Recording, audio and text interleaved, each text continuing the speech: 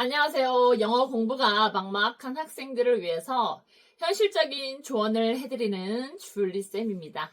오늘은 영어 과외를 받기 전에 반드시 알아야 할 사항들에 대해서 이야기를 해볼게요. 지금 과외를 구하려고 알아보는 친구들 반드시 끝까지 시청을 해주시고 내가 과외가 맞는지 또 과외를 구할 때는 어떤 점을 주의해야 되는지 반드시 기억하고 구하길 바라요. 왜냐면 과외가 무조건 좋은 건 아니고 어떤 학생들에게는 오히려 시간하고 돈만 낭비될 수가 있거든요.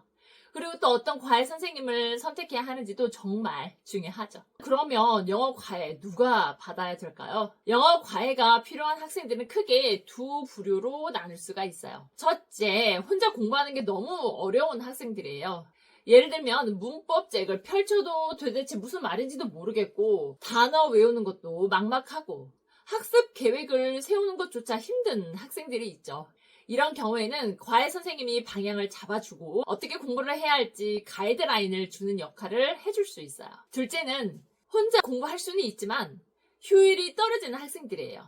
예를 들면 매일 단어는 외우지만 시험을 보면 점수가 안 오르는 학생들, 영어 독해를 꾸준히 하지만 속도가 너무 느려서 시간이 부족한 학생들처럼 말이에요. 이런 학생들은 자기 공부법을 점검받고 부족한 부분을 보완하는 데 과외가 큰 도움이 될 수 있어요. 그렇다면 과외를 받아도 효과가 없는 학생의 유형은 어떤 유형일까요? 솔직히 말해서 과외를 받아도 아무런 효과가 없는 친구들이 있어요. 첫째, 의지가 없는 학생들이에요.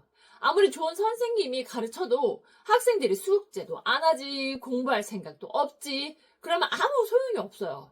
과외 선생님은 마법사가 아니거든요. 학생이 노력하지도 않으면서 아무리 많은 돈을 들여도 실력은 늘지 않습니다. 둘째는 수업 시간에만 공부하는 학생들이에요. 과외가 일주일에 한두 번이라 해도 나머지 시간 동안 혼자 공부하는 게 진짜 중요해요. 과외는 메인 공부가 아니라 보조 역할이에요. 마치 운동 트레이너가 운동법을 알려줘도 혼자 연습하지 않으면 몸이 안 좋아지는 것과 똑같아요. 셋째는 본인에게 맞지 않는 과외 방식을 받는 학생들이에요.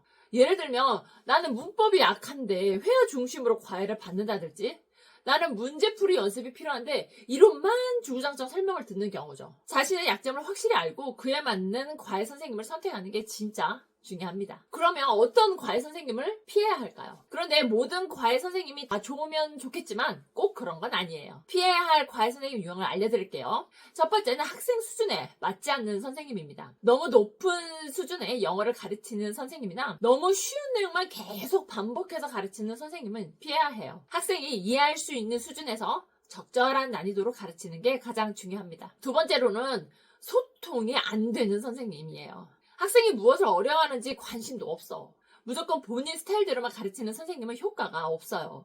과외는 1대1 수업이기 때문에 학생 맞춤형으로 진행이 돼야 돼요. 셋째는 가장 중요한 거, 책임감 없는 선생님.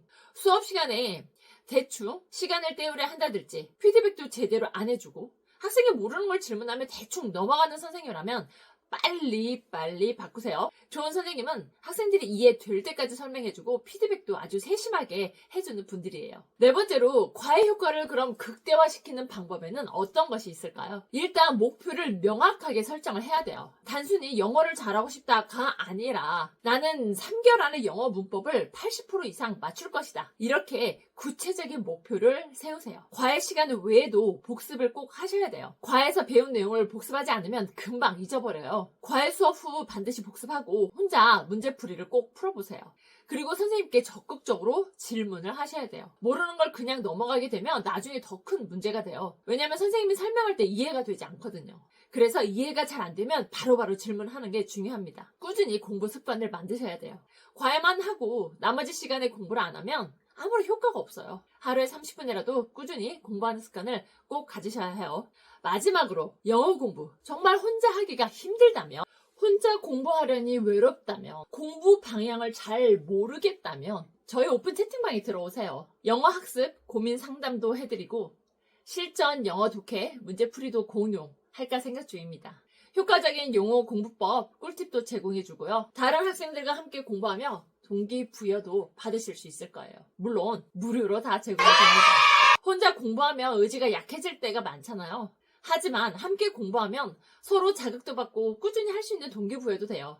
다른 학생들의 고민을 들으면 나만 어려운 게 아니라는 걸 알게 되고 공부법도 다양하게 배울 수 있어요. 영어 실력을 올리고 싶다면 혼자 끙끙대지 말고 같이 공부해요.